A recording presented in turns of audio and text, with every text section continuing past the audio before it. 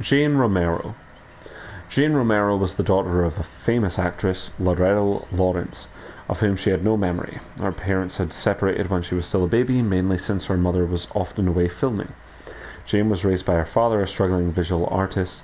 She grew up torn between resenting her mother's absence from her life and admiring her presence on screen. As a teenager, Jane secretly wished to emulate her mother's talent. She would direct and perform in plays, audition for TV commercials, and help her father at her studio. During her senior year, she entered a national oratory contest and won first prize.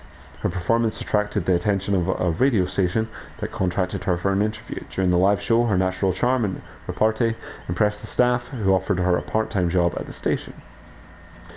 After graduating college in communication, she quit her job at the station to work for a trendy variety show, but her frank delivery and ad-libs were not appreciated by the show's executives, who fired her after 5 months.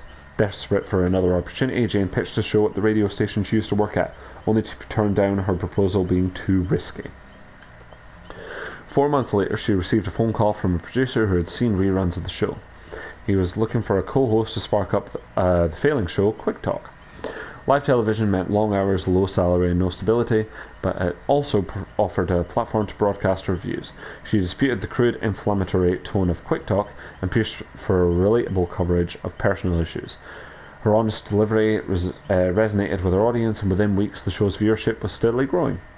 After 2 years, she launched a full-hour segment called The Jane Romero Show, which was broadcast nationally and covered taboo subtopics, including her personal struggle with abandonment.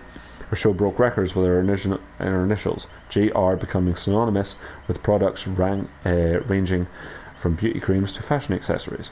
But Jane needed more. She wanted others to follow in her footsteps. She published a memoir that covered her childhood with an absent mother.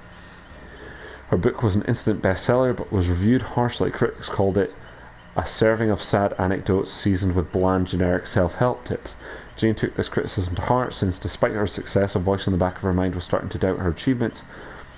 Her success also generated an increasingly demanding schedule and a growing pressure to entertain constantly.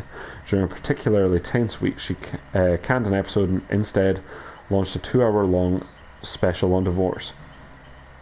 Her stress peaked when she learned that her mother had agreed to star in her show. Jane put on a brave face and began the show. Most of it went without a hitch, but when her mother walked on set smiling warmly at the audience, Jane's stomach lurched unpleasantly. She was consumed by a violent envy that had been festering, yet she carried on with a strained smile until Loretta interrupted her, saying that they were not actually related. The interview went haywire after that. After the show, Jane was driving to her father's house in New Jersey. She needed to talk things over with him. She had not been feeling like herself lately. She turned on a freeway along the coast to avoid major congestion and popped some painkillers to numb the throbbing pain in her temples, which had been nagging her all day. Then she started to relax and turned on the radio. Classical music was playing. The drive was slow. Black ice covered the highway, which was packed with cars on their way back home. Night fell. A darkness began to blur the corners of her vision and turned the headlights into swirls of red. Jane blinked to sharpen their outlines, but each time she closed her eyes, her eyelids became heavier and slower until they remained shut, for a moment too long. The following morning, the authorities were fishing out Jane's car from the water. Despite leading a meticulous search for weeks, they were unable to retrieve her body. The airing and production of the Jane Romero show was suspended until after her funeral, which her father and mother attended.